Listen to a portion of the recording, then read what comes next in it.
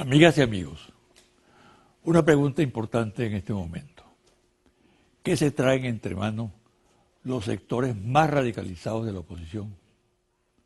El control que actualmente tienen de la Asamblea Nacional lo utilizan para echar más leña al fuego de la crisis, para entrabar la política destinada a conjurar los riesgos de un colapso del orden constitucional.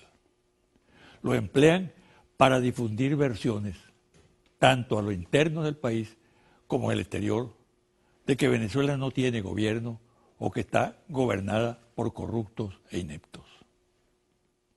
Esos sectores han desechado definitivamente el diálogo, la búsqueda de acuerdos para encarar los graves problemas que aquejan a la población, para hacer aportes que faciliten la colaboración de poderes y la creación de un clima de confianza que permita la recuperación económica del país. Todo cuanto hace ese sector se orienta a la creación del caos y a la siembra de pesimismo en la población. ¿Qué busca ese sector que sin duda cuenta con recursos de todo tipo, desde los financieros hasta los mediáticos, que mueve una feroz campaña contra el país en el exterior? Lo único que persigue con semejante actitud es el golpe de Estado, que se produzca un desbordamiento del descontento en las calles, que en última instancia cuente con apoyo militar que están trabajando. Este plan siniestro, que va con todos los hierros y directamente contra la institucionalidad democrática y el orden constitucional, se le disfraza con trémulas invocaciones a la Constitución, con promesas de rescatar la democracia a partir del argumento de que Venezuela es gobernada por una dictadura. Este plan garantiza una salida cívica para el país a manera de consuelo, cuando lo cierto de todo es que encarna la más abyecta expresión de anticivismo. Pero está claro para la mayoría de los venezolanos que detrás de ese plan se ocultan las ansias de poder de un grupo de dirigentes que no se atreve a declarar sus verdaderas intenciones. ¿Cuáles son esas intenciones? Consumar un vulgar golpe de Estado, derrocar al presidente constitucional, vulnerar la Constitución y desatar un revanchismo feroz. La figura no es novedosa en la región, es la vuelta al pasado, es desencadenar la violencia contra el pueblo, es acabar con las conquistas políticas, sociales, económicas, logradas con el esfuerzo de varias generaciones. Esta situación conduce y obliga a claras definiciones. O se está con el golpe enmascarado o se está con la Constitución. Ese es el dilema. Una pausa y al regreso converso con el defensor del pueblo, Tarek William Saab.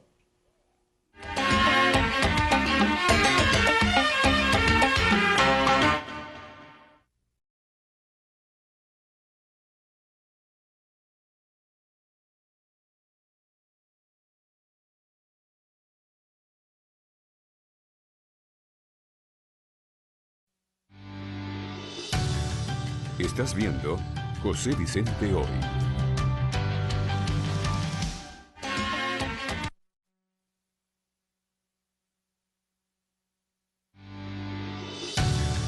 Estás viendo José Vicente Hoy.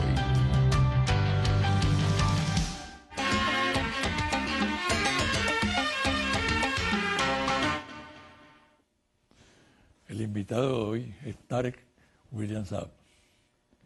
Él reúne dos condiciones muy importantes. Una, gran sensibilidad.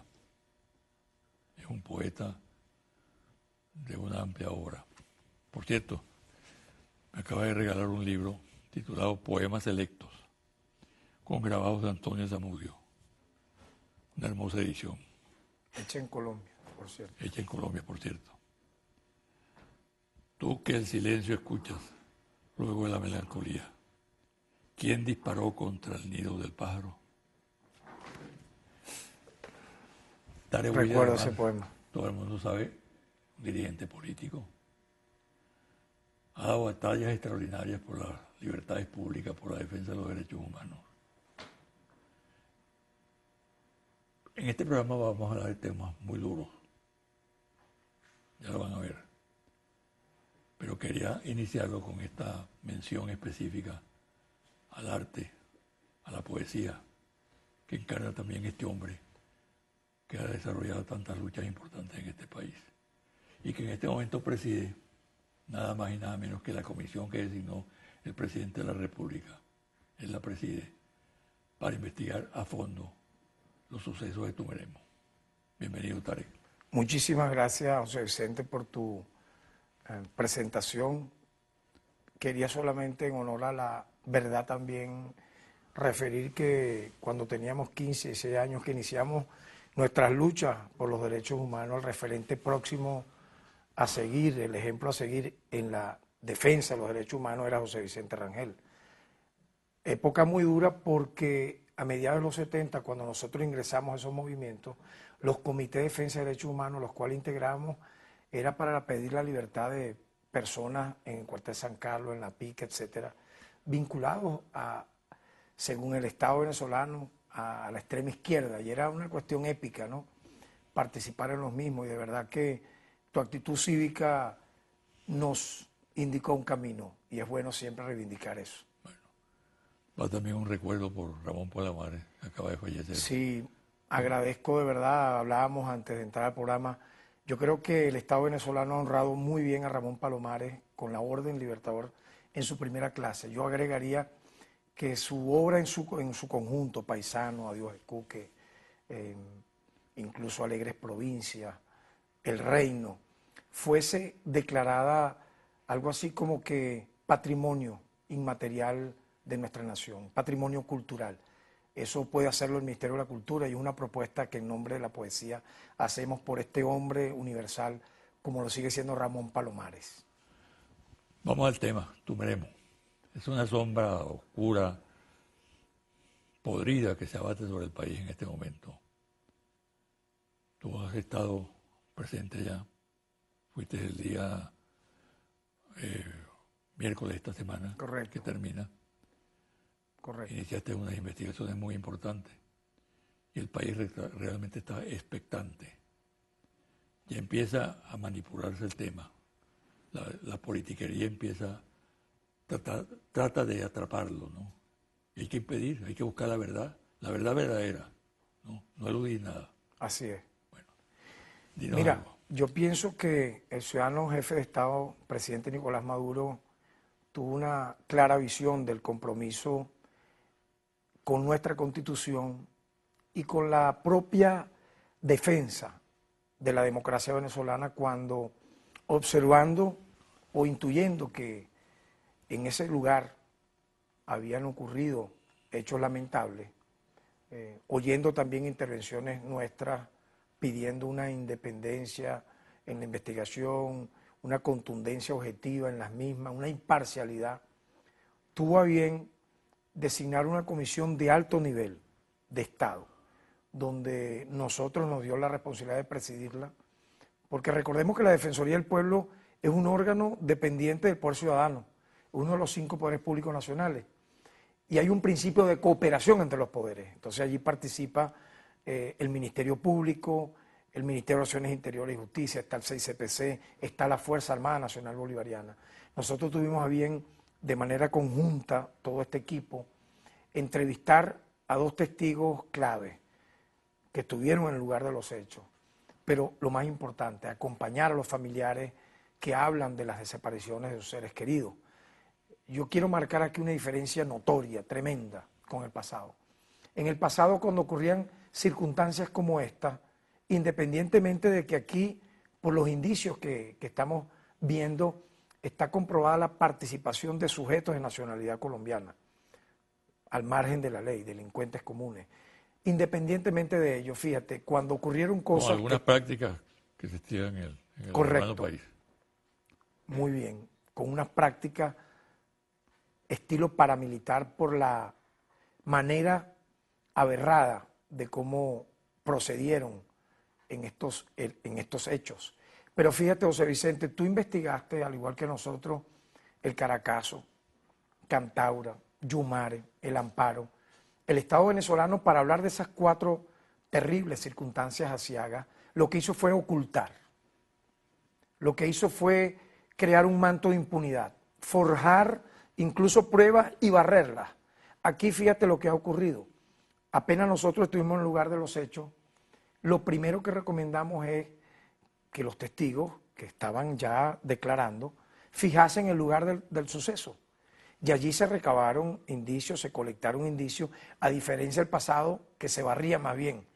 Allí está laboratorios de ADN, se van a hacer prácticas o se están haciendo prácticas que tienen que ver con planimetría, con balística, luminol, y yo pienso que vamos a sentar un precedente histórico porque habrá no solamente la determinación de responsable, sino se hará justicia y los familiares van a ser no solamente protegidos socialmente por el Estado, sino que avanzaremos en un antes y un ayer. Y yo creo que ya el pueblo lo está viendo, porque a pocos días de los hechos, esta comisión se creó en el terreno y fíjate, lamentablemente algunos voceros, no me toca entrar en la diatriba interpartidista para no encharcar nuestra vocería, de manera temeraria acusaron sin tener ninguna prueba a la Fuerza Armada Nacional Bolivariana. Y te puedo decir con propiedad que más bien nuestros uniformados, la Fuerza Armada Nacional Bolivariana, particularmente generales de alto mando, el propio ministro de la Defensa, el comandante general de la Guardia, el comandante general del Ejército, el propio comandante en jefe, el jefe de Estado Nicolás Maduro, han sido los primeros que han participado para esclarecer los hechos. E incluso los propios testigos así lo han reconocido. Yo siento entonces, José Vicente, yo sí creo que es una situación emblemática, ¿no? Que establece una diferencia como tú lo señalabas. El Estado se involucraba en las masacres en el pasado, de alguna manera, ¿no? Practicando terrorismo de Estado. Exacto. Hoy no. Hoy se convierte la investigación de un hecho bochornoso desde todo punto de vista en una política de Estado. Es decir, el Estado está dispuesto a que salga toda la luz pública, que se conozca hasta hoy y que se sancionen a las víctimas. Por cierto, presuntamente cuántas personas han sido víctimas? Fíjate, nosotros pudimos en el terreno entrevistar a familiares inicialmente de 11 desaparecidos. La cifra ha aumentado a 17. No significa que esa sea la cifra definitiva, ojo. Te estoy hablando de familiares que han aportado datos de sus parientes, madres algunas, otras esposas, otras tías de los desaparecidos. Pero obviamente pudiéramos hablar de un aproximado de 25 desaparecidos, identificados ya, y creo que es importante que el país lo sepa, responsables directos de estos hechos, porque los testigos los identificaron. ¿Cuántos? Por ejemplo, el jefe de la operación criminal ha sido identificado como un sujeto de nacionalidad colombiana. Está su nombre, su apellido. Nosotros hemos sugerido, yo he sugerido que, por ejemplo, una de las personas que participó manejando y de copiloto en carros o camiones que tuvieron la logística para estos eventos han sido identificados. Bueno, vamos a participar con los retratos hablados. Aquí la policía científica tiene cómo llegar al fondo. Ponte tú que no sepamos el nombre exacto y el apellido, pero están los retratos hablados. Y fíjate un detalle importante. Nosotros vimos, por ejemplo, la tranca, la sobrevolamos, y familiares y testigos nos llegaron a revelar que en esa tranca, obviamente había gente que manifestaba de forma, vamos a decirlo así, reivindicativa, pero paralizando una carretera internacional que comunica con Brasil y afectando directamente a 300.000 personas y a todo el estado Bolívar. Ellos pedían que llegase una comisión de Caracas, que no contaminase la investigación.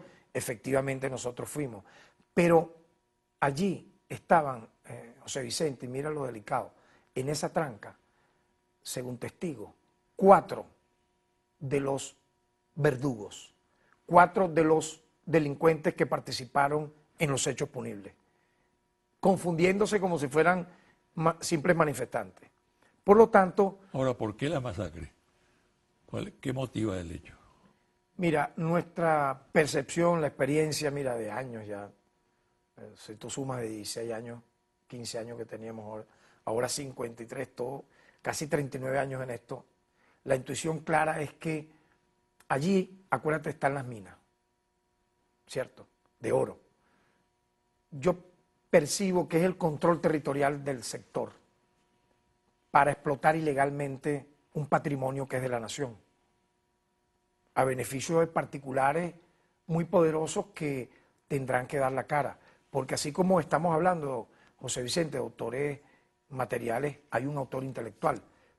Porque según testigos, el autor material que dirigía la operación le rindió partes vía telefónica a un jefe, a quien él llamaba patrón.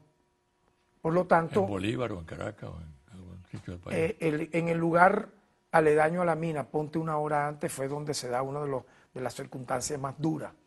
Y ahí estaba quien dirigía la acción terrible criminal, reportándole vía telefónica a quien él calificaba como patrón, diciéndole que la misión estaba cumplida, etc. Por lo tanto, yo creo que está eso, el control territorial de una zona donde se explota el oro. Y tú sabes qué cosa creo positiva dentro de esta desgracia, que el jefe del Estado ha ordenado crear ahí una zona especial militar. No puede ser que esas bandas consideren que ese es un territorio sin ley donde ellos pueden actuar impunemente. No, allí está el Estado venezolano y va a actuar, obviamente, porque la minería tiene que ser legal, no tiene que ser ilegal, como igual la explotación del petróleo. Eso está regulado, eso está en la legislación, igual tiene que ser. Con este tema yo creo que el Estado venezolano ha avanzado mucho para corregir esa falla. Para concluir este tema, ¿tú eres optimista en la investigación? ¿Se va a llegar a un resultado concreto? ¿No se va a eternizar? ¿No se va a difuminar? Mira, estamos ahora acá en tu programa y en el medio del mismo en desarrollo. Paralelamente están 70 especialistas, 70, en materia científica, 50 del 6CPC, 20 del Ministerio Público, obviamente eso podrá aumentar, trabajando en el terreno, aparte de los equipos de búsqueda militares de la Fuerza Armada Nacional Bolivariana, conjuntamente Ejército y Guardia Nacional. Hay muchísima información recabada, recopilada, y yo estoy seguro que vamos a llegar a determinar responsabilidades y que efectivamente tendremos no solamente detenidos, sino un precedente, como lo anunció la máxima autoridad acá, para que esto no vuelva a suceder. No solo en esa zona, sino en cualquier otra zona del país, porque no puede haber impunidad. Yo creo en la justicia. Efectivamente creo también en los derechos humanos, pero las acciones delictivas al margen de la ley deben ser sancionadas de manera ejemplar. Vamos a hacer una pausa, Tarek, y al regreso quiero que le demos un poco con eso que tú acabas de decir, lo que está en discusión en este momento en la Asamblea Nacional, el proyecto de ley de amnistía. ¿Cómo no? Bueno.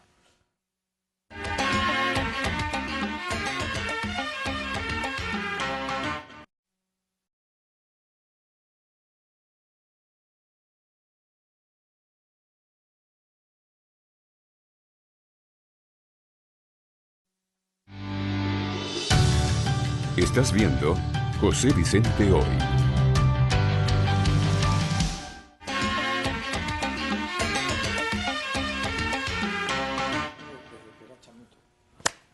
Amnistía. Nadie puede ir contra un proyecto de ley o una actitud cuando se busca la reconciliación, objetarlo, cuestionarlo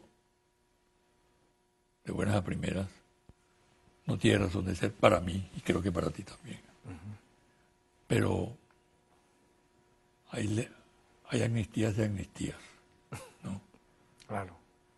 Porque ante todo, a la hora de hablar de amnistía debe privar el concepto de justicia. Tú tienes un cargo muy importante y una trayectoria muy importante en materia de derechos humanos, de lucha por la dignidad humana. Has estado involucrado en una gran cantidad de procesos y has luchado por la libertad de gente que estaba, Claro, es verdad, absurdamente condenadas, ¿no? Por cierto. así es. Bueno, este proyecto luce como una aberración, ¿no? Porque está destinado exclusivamente a beneficiar con un sentido político, al margen de toda noción de justicia, a una serie de personas que están incursas en graves delitos. Tarek William Saab, ¿qué opina sobre el particular? Sí, nosotros sin ningún tipo de complejo, ajenos a toda diatriba y polémica, hemos opinado sobre todos los temas del país, tanto nacionales como internacionales, siempre buscando ser lo suficientemente racionales, objetivos y pedagógicos inclusive. Fíjate, José Vicente, cuando tú estudias, porque estos son temas que hay que estudiar, no lanzarlos como un megáfono estilo consigna, estilo graffiti, estos son temas que merecen repasar la historia. Cuando tú revisas dónde han nacido las leyes de amnistía, tú observarás que los movimientos nacionales de derechos humanos e inclusive los órganos multilaterales, ve lo que te refiero, órganos multilaterales, Correcto. tanto en la OEA como en las Naciones Unidas, han colocado los reflectores en relación a esas leyes de amnistía, incluso voy más allá, para rechazarlas. Y te voy a dar antecedentes. Cuando ocurrió, por ejemplo, en el caso de Argentina y Centroamérica, que se quiso amnistiar a personas que participaron en violaciones a derechos humanos, en homicidios, en crímenes de lesa humanidad, y fueron consideradas dichas leyes de amnistía como algo así, una especie de autoperdón, leyes para el autoperdón, donde las víctimas, y ahí vamos, fíjate que empezamos hablando del caso de Tumeremo, y lo primero que tú y yo coincidimos fue que lo más importante era acompañar a los familiares de quienes denunciaban hechos punibles y que eran víctimas potenciales, en este caso desaparecidos. Entonces, este tipo de leyes de amnistía en la historia obvian a las víctimas y más bien buscan perdonar a los victimarios. Te pongo los ejemplos anteriores, pero pudiera irte entonces ya siendo técnico, siendo profesional, como especialista en la materia ahora, sobre esta que se presentó. Yo creo que los que quisieron hacerle un favor a quienes pudieran ser objeto, y yo nunca voy a estar negado a eso, lo digo aquí con la responsabilidad y la autoridad moral que tenemos en esta materia. Yo no puedo estar al margen, por ejemplo, de que revisen casos por caso para que se otorguen desde medidas humanitarias hasta libertades condicionales o hasta libertades absolutas. De hecho, hemos mediado como órgano del poder ciudadano junto al Estado. No es una cuestión individual de Tarek William Saab. En 14 casos. No voy a enumerar quiénes son, la opinión pública sabe quiénes. Algunos muy conocidos, pudiera nombrarte algunos, medidas humanitarias a favor de Ledesma, de Ceballos, de Baduel, libertad condicional para él, entre otros. Pero fíjate, aquí, quienes redactaron esa ley, finalmente buscaron hacerle daño o a sus clientes o a los que consideraban beneficiarios. ¿Por qué? Porque mezclaron cosas terribles como amnistiar a quienes han cometido delitos de corrupción administrativa, estafas inmobiliarias, actos lesivos incluso a la vida humana, por ejemplo, participación de autores materiales, ya estamos hablando de autores incluso hasta materiales, de homicidio, claro, ocurrido, y ve lo grave, José Vicente, desde el año 99 hasta la fecha. Ahí, por ejemplo, quedarían libres los que mataron convictos y confesos, por ejemplo, a Danilo Anderson. Los que participaron en estafas bancarias. Y pareciera que fue como que una rebatiña, un vestido hecho... Narcotraficante. No, allá iba. No, Hecho para todos, sí. porque si tú agarras el Código Penal venezolano, ellos pareciera que vaciaron todo lo que son los artículos del Código Penal venezolano y poco a poco ir hilvanando esa llamada ley de amnistía para beneficiar a estas personas. Entonces, siento que acciones como esa, pregunto yo al país, traería como consecuencia la paz y la reconciliación. ¿Qué dirían, por ejemplo, los que aparecen señalados no como victimarios, vamos a hablar ya como sujetos lesivos a sus derechos en el hogar, de haber perdido seres queridos, de haber sido estafados inmobiliariamente, de haber sido dañados con un tráfico de droga, de haber sido torturados, etcétera, por eventos que van señalándose cronológicamente uno a uno, desde el 99 hasta incluso cuando se apruebe la ley, hasta incluso. Es decir, cosas que pudieran pasar ahorita, supóngase usted, los asesinos de la señora Argueta, los asesinos de Adriano Urquiola, entrarían allí. Casos que conmocionaron a la opinión pública. Por ello, en esto nosotros somos, José Vicente, muy responsables. Yo creo que es un No factor. estamos en contra, repito, y Sí. te lo digo tajantemente y de manera clara, solo conoce la opinión pública, de que se pueden revisar los casos. Vamos a revisar qué caso puede merecer dentro del Estado de Justicia y Derecho un beneficio, llámese libertad condicional, libertad plena, medida humanitaria.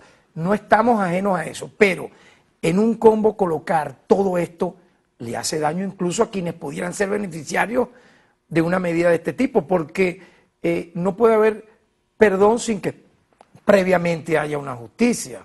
Y eso lo establece la Convención Internacional que rige toda esta materia, instrumentos, el Pacto Internacional de Derechos Civiles y Políticos, la Declaración Universal de Derechos Humanos, la Constitución nuestra. Y fíjate otro detalle para concluirte la idea. Las leyes de amnistía han nacido cuando han sido históricas y que unánimemente han tenido apoyo, unánimemente. Por ejemplo, en la época del apartheid en Sudáfrica. Dios mío, ahí había que, obviamente, reconciliar, ¿cierto? Claro. Una nación donde por tu tipo de color no eras gente, eras exterminado. Parecido a la época del Imperio Romano, donde ser un preso y convertido en esclavo o gladiador, según el derecho romano, eras menos que un objeto material, por lo tanto podía ser asesinado. Es decir, yo entiendo que sí pudiera darse esas cosas a través de lo que se llama la justicia transicional. Vamos a estudiar lo que es eso. Cuando un país, por ejemplo Colombia viene de una guerra de 70 años, donde yo creo que han habido decenas y millares y centenares de miles de víctimas. Allí está el Estado y los grupos insurgentes dialogando con apoyo de toda la sociedad democrática para que cese esa circunstancia que vive Colombia. Ocurrió en Guatemala, ocurrió en El Salvador, pero hay una explicación. Allí hubo guerras fratricidas. Ahora yo le preguntaría al público presente, y termino. En el 99 hubo un corte previo a eso de una guerra, de una situación fratricida para que se colocase esto en esos términos. Vamos al debate, a un debate racional, sin insultos, sin descalificaciones, sobre un tema como este. Pero fíjate tú, yo creo que hay algo más de fondo, ¿no? ¿Qué discute en este momento la Asamblea Nacional? ¿No? Este proyecto de ley, que de aprobarse crea una impunidad absoluta en el país. Auspicia la impunidad, por un lado. Y por otro lado, genera la inconformidad, la frustración de miles de víctimas en el país. Miles. ¿No? Miles de víctimas. De múltiples delitos. Exacto. Eso por un lado. Luego han empezado a discutir la manera de sacar al presidente Maduro de Miraflores, ¿no? Uno ve que detrás de estas cosas hay un trasfondo golpista, aventurero. Me parece que ha llegado el momento de hablar con claridad al país, de denunciar lo que se está promoviendo. Nunca se había conspirado en Venezuela de manera tan franca y tan abierta como hoy se hace en este momento en el país. Entonces, es parte del dilema que le plantea al Estado de Derecho la existencia de una oposición que no respeta las reglas de juego. ¿No? Una oposición que busca siempre los atajos, que lo viene haciendo desde el 12 de abril del 2002 y aún antes, cuando tomó posesión Chávez ya estaban conspirando esa oposición. Recuerda el paro empresarial de diciembre de 2001, que fue como la activación de todo lo que vino luego. Está en juego la defensa del Estado de Derecho, de las instituciones, de la democracia, de la Constitución. Yo le agregaría, está en juego en este momento la paz familiar y colectiva también de más de 30 millones de venezolanas y venezolanas y de residentes extranjeros. Porque, ¿qué nos dice nuestra experiencia? Una experiencia directa, o sea, aquí no es solo que uno haya estudiado Derecho o haya tenido posgrado en Derechos Humanos o Derecho Penal, eso pudiéramos dejarlo al margen, es lo que uno ha vivido en el día a día, desde su época de dirigente estudiantil, de un liceo, en el caso nuestro, el Briceño Méndez en el Tigre. Fíjate, la paz es un derecho humano colectivo totalmente inalienable. Y cuando tú destruyes posibilidades o puentes para dialogar, y alguien me decía, oye, ¿por qué tú siempre hablas de diálogo, de que vamos a tender puentes? Hay gente pues que tal vez no pudiera entender estas señales que uno quiere dar desde nada más y nada menos la Defensoría del Pueblo, que está llamada a eso. Porque es que no le van a parar a eso, hay gente que no quiere eso, no importa.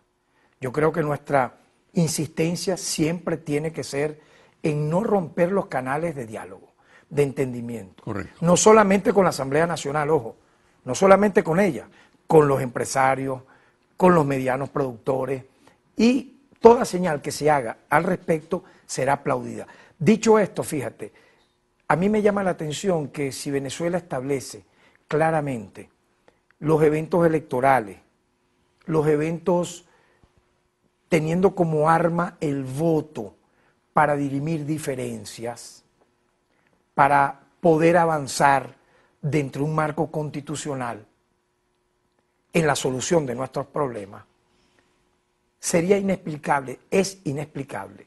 O sea, yo lo he visto así, que tú, ganando la mayoría que tiene hoy el poder en la Asamblea Nacional, las elecciones, en lo personal, no solo las reconozco, nos debemos a su respeto como institución que está dentro del marco de los 5 poderes públicos nacionales. Pero, ¿cómo es eso que te va a declarar un fin, colocar una fecha para el cese del Poder Ejecutivo cuando la Constitución te establece los mecanismos? Tú no puedes decir en 2 meses, en 1 mes, en 4 meses, cesa el mandato del presidente. ¿Qué señal da eso? Ahora, yo voy, para interrumpir un mandato constitucional, si tú te vas a la luz de la Constitución, yo soy constituyente, no puedo obviar eso. Me tocó ser presidente de la Comisión de Derechos Humanos. Hay una vía, que es activar, en este caso, la evaluación de quién es hoy presidente, gobernador, alcalde o diputado, en función de su gestión, que es el referéndum, llamado referéndum revocatorio. Eso tiene sus lapsos, sus requisitos y su mecanismo. Pero eso no es que en 1 mes, en 2 meses o en 3 meses. Eso tiene todo yo diría, un ordenamiento con sus lapsos, donde tú debes, en sana democracia, reactivarlo o activarlo. Pero decir, no, que vamos a hacer 5, no sé si viste últimamente. ¿Cómo no? Eso hay que tomarlo con cautela.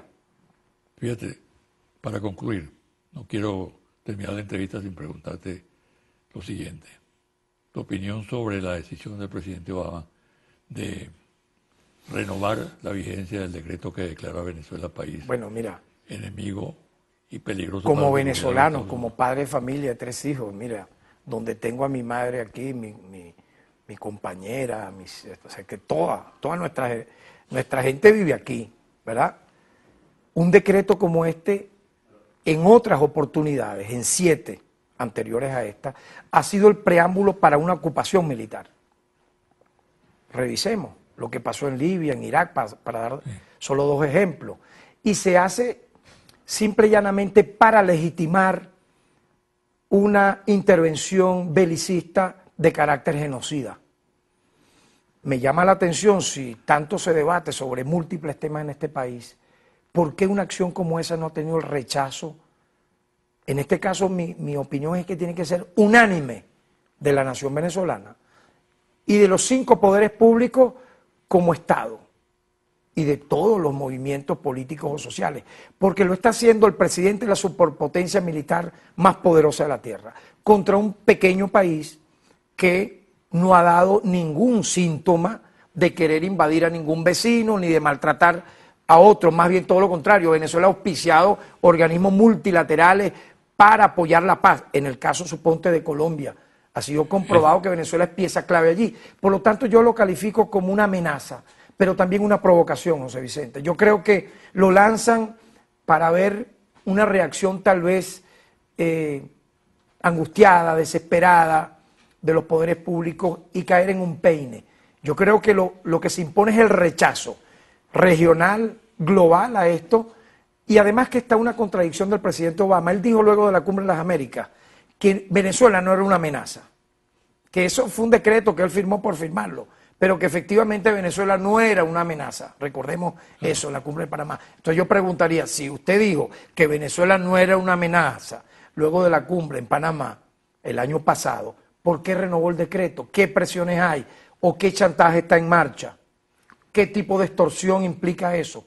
¿Qué busca generar Ahora, cuando en el tú te país? refieres, Tarek, al silencio de la oposición frente a ese paso de Obama, uno encuentra allí la razón de que mucha gente duda de la oposición, ¿no?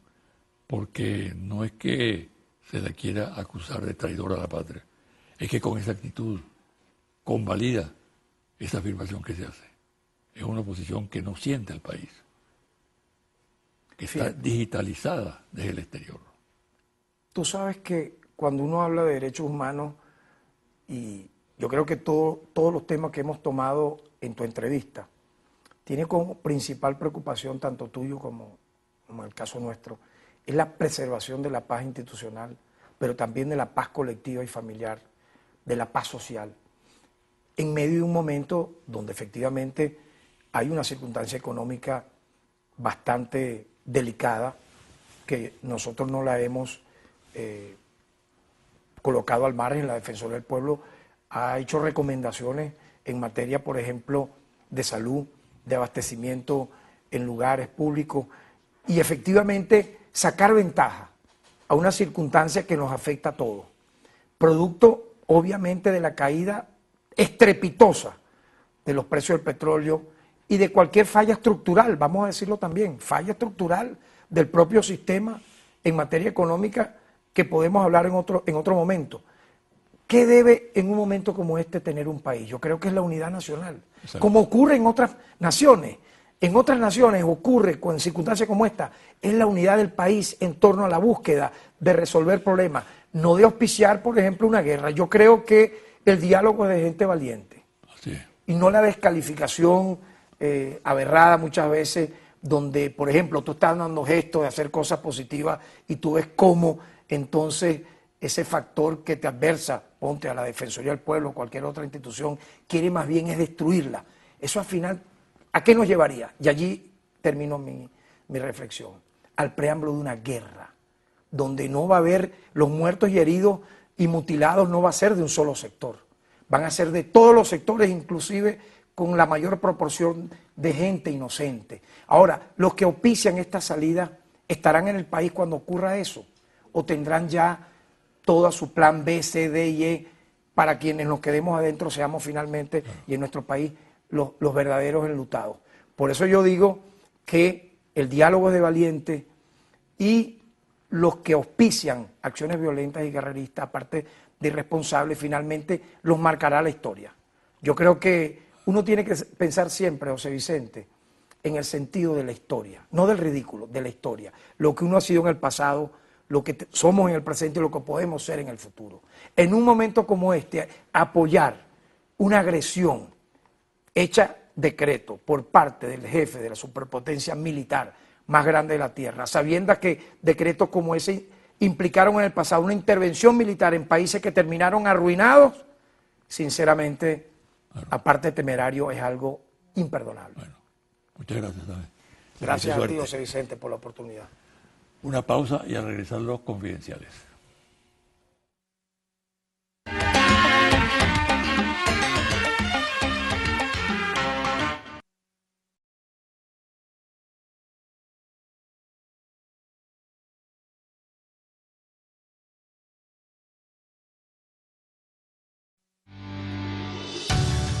Estás viendo José Vicente Hoy.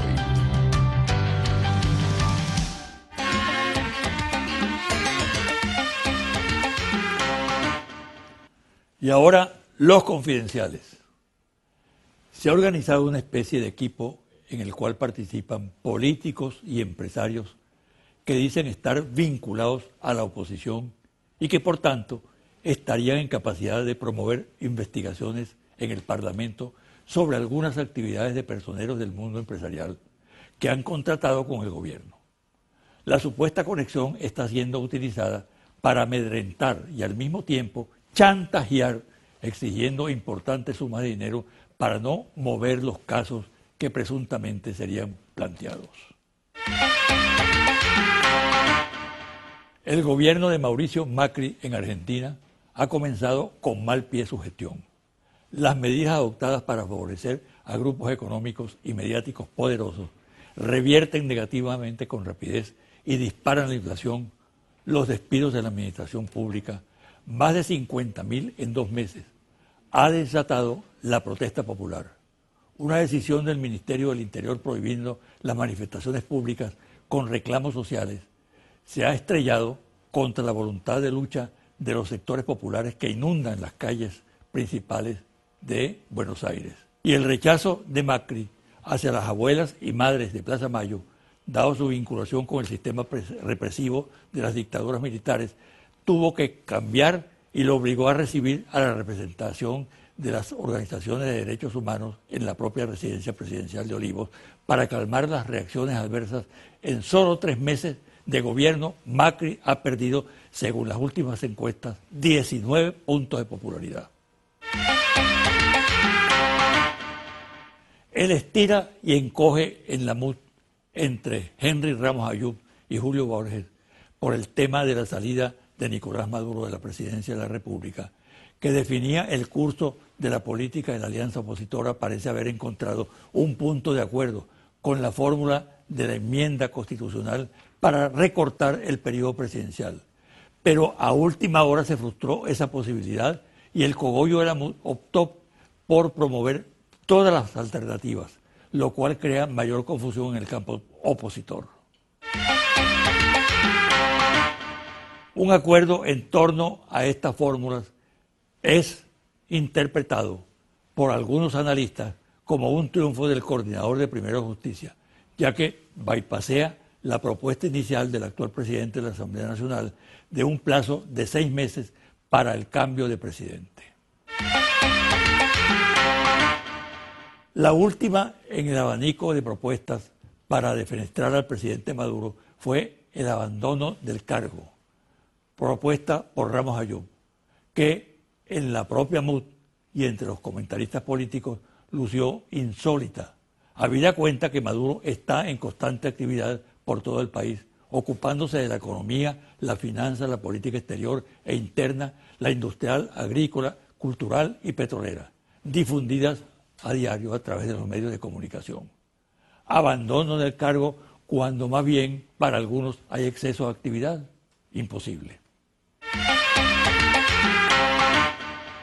Un general retirado que ejerció el cargo de ministro de Defensa con el presidente Hugo Chávez, destituido del cargo por sus vinculaciones con Washington, está muy activo junto con la oposición en la estructuración de un apoyo militar para el logro de lo que el sector define como la transición. El personaje mantiene relaciones con organismos militares norteamericanos y también con autoridades españolas interesadas, dado el volumen de inversión en Venezuela de un cambio de gobierno. Existe el precedente del apoyo de José María Aznar, presidente del gobierno español, al golpe del 11 de abril de 2002 contra el presidente Chávez. El partido Primero Justicia está preparando operativos para hacer acto de presencia con brigadas entrenadas en las colas que se forman en el país para comprar alimentos, medicinas, repuestos, productos de limpieza personal y artículos del hogar en general, con el fin de entrevistar a las personas. El propósito es recoger testimonios personales y gráficos y recabar firmas para apoyar las fórmulas que se manejan para que Maduro abandone la presidencia.